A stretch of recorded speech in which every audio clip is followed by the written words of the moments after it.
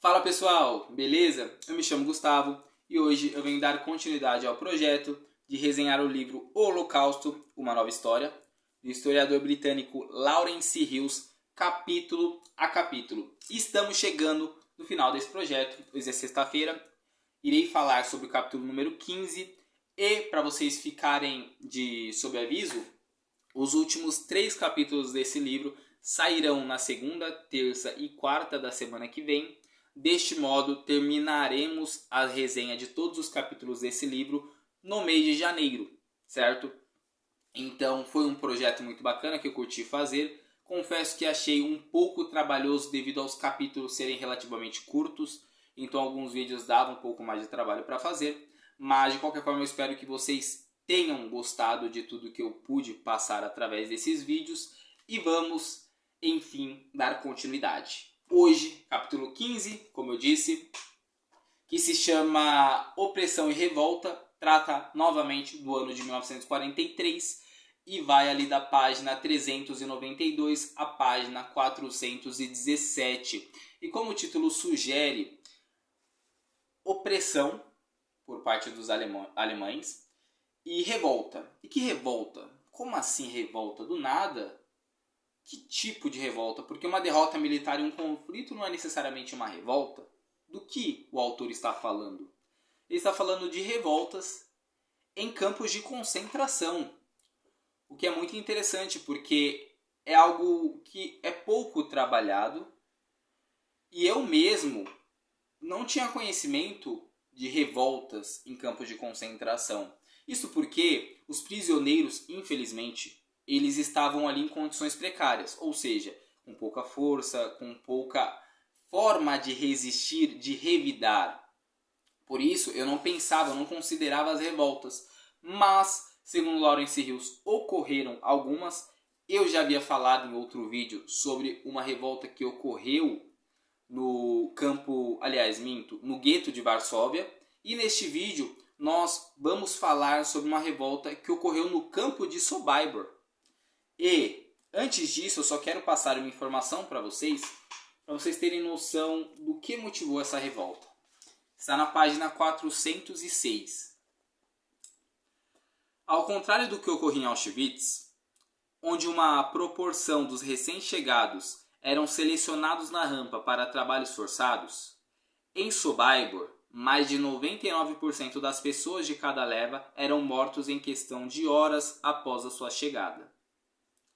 Dos 35 mil judeus holandeses enviados a Sobibor, menos de 2 dúzias sobreviveram. Ou seja, era um campo aniquilador. Era um campo onde 99% das pessoas chegavam ali, perdiam a sua vida. Então, isso de certa forma motivava revoltas. Por quê? Porque você, ao chegar ali, você já percebia que o seu futuro estava traçado. O seu destino estava traçado.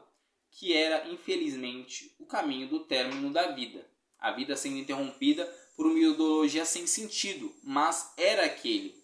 E ao se deparar com isso, é claro que eles não tinham acesso, os judeus chegando naquela época, eles não tinham acesso a esse número de 99%. Mas eles percebiam que ali chegavam muitas pessoas, eles percebiam que o campo possuía uma concentração pequena, comparado ao que chegava todos os dias. E eles começaram a observar aquilo até que em determinado momento, mais precisamente em outubro de 1943, ocorre uma revolta ali por parte dos sapateiros. Os judeus em trabalhos forçados, eles via de regra eram destinados a fazer atividades que eles conheciam antes da guerra, né? Então haviam sapateiros ali. E aí eles faziam manutenção dos coturnos da SS. E aí o soldado foi lá provar o coturno dele. E ao chegar ali, ele foi surpreendido por um judeu que o atacou. Ao atacá-lo, outro judeu chegou, pegou a arma, tirou a vida desse soldado. Desta forma, eles conseguiram tirar a vida de um outro que estava lá de fora, já tinham acesso a 2 armas, eles conseguiram mais armas, de que forma aí não é tão explorado, mas eles conseguem uma revolta, tiram a vida de alguns soldados e 600 judeus conseguem fugir do campo de Sobibor nessa revolta. Algo muito bom, né? interessante. É claro, provavelmente ali existiam muito mais pessoas, mas 600 pessoas conseguiram, nessa revolta, ter essa atitude, fugir, sair. Mas, infelizmente, nem tudo são flores, né? E dessas 300 pessoas que fugiram, apenas não, um número razoável até, mas 60 pessoas sobreviveram à Segunda Guerra Mundial, ou seja, dos 300 que saíram, 240 aproximadamente, tá pessoal, essas números são estimativas, 240 perderam suas vidas. E aí talvez você se pergunte, poxa, mas eles conseguiram o mais difícil, por que eles perderam a vida? E porque faltava quem os acolhesse. Estavam na Polônia, num país repleto de campos de concentração, e ao fugir e procurar abrigos era muito normal, com uma fiscalização tão forte que ocorria ali, que as pessoas se recusassem a dar abrigo. E era o que acontecia. E aí, por isso eles ficavam sem onde ir, né? E acabavam, infelizmente, sendo expostos, talvez capturados de novo, às vezes sendo vítima de algum tipo de troca de tiros, justamente em conflitos, em frontes, enfim.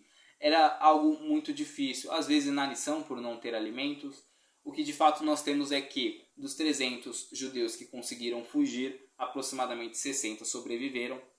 E aí talvez você pense, poxa, a pessoa que conseguiu isso, ela deve ficar regozijante. Aliás, os judeus que sobreviveram à Segunda Guerra Mundial, eles devem ficar muito felizes, muito satisfeitos por terem sobrevivido a essa situação. É claro que eles ficam tristes por vários fatores, por terem passado por tudo, mas deve ser muito agradável saber que passou por essa situação e sobreviveu, né? E aí eu quero compartilhar com vocês outro trecho do livro, página 410, que é o depoimento de um sobrevivente chamado Toiv, que diz: "Eu deveria ter pulado de alegria", escreveu Toiv, a respeito da sua reação por ter sobrevivido à guerra. "Então, por que sentia tanta tristeza, tamanha dor, tamanho vazio na minha alma? Aquilo que meu instinto de sobrevivência havia suprimido me atingira agora com força total. Meus entes queridos haviam sido destruídos. Meu mundo também. Sentia-me vazio, triste e sozinho." Porque isso deve ser levado em conta. Além de tudo que os sobreviventes passaram ali dentro, das coisas que eles viram, das coisas que eles sofreram, de possíveis doenças que eles levaram dali. Além de tudo isso, de muitas mulheres que perderam a sua capacidade de gerar vida, o autor não fala sobre isso no livro, mas eu já li em outras fontes, que muitas mulheres ali, por ter tido vários problemas com a alimentação, elas perderam sua capacidade de gerar vida. Essas pessoas, ao saírem dali, elas não saíam normais, encontrando, por exemplo, o seu ciclo social novamente, não. A maioria das pessoas que sobreviveram saíram e não encontrou o irmão com quem cresceu, não encontrou o pai ou a mãe que os criou, não encontrou os amigos da vizinhança, os amigos do trabalho com o qual ele estava acostumado a conviver, não encontrou as sinagogas que eles iam anteriormente, cheia com as pessoas que ele convivia anteriormente. É algo triste, é algo lamentável, mas é a realidade. Então, mesmo sobrevivendo, muitos judeus relatam que foi muito drástico, e eu estou tirando isso agora também de outros livros que eu já li. O próprio livro Maus, o quadrinho Maus, que eu já resenhei aqui no canal, esse sentimento é passado pelo pai do autor, né? O autor é o Art Spiegelman, e aí o pai dele, que é um entrevistado dentro do quadrinho, ele fala sobre isso também.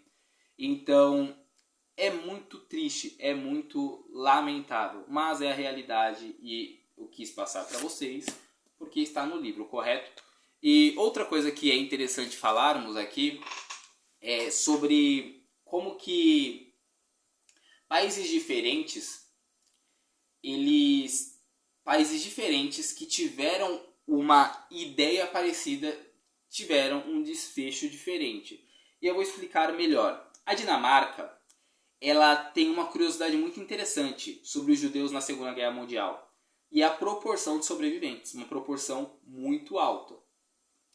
95% dos judeus dinamarqueses sobreviveram à Segunda Guerra Mundial. Já a Grécia, que possuía 70 mil judeus, perdeu 80% deles. Ou seja, 20% sobreviveu na Grécia, 95% sobreviveu na Dinamarca.